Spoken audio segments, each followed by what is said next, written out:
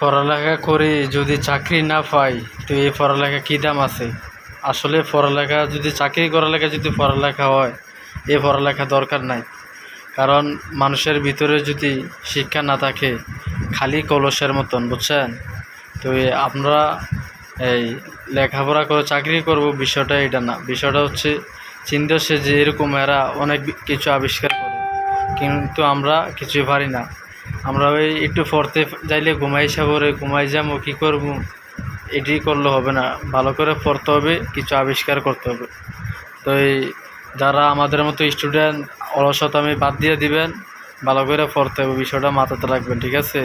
আর সারাদিন খালি মোবাইল টিপবেন না, বেশি বেশি পড়বেন, হ্যাঁ, কিছু নিজেই আবিষ্কার করার চেষ্টা করবেন।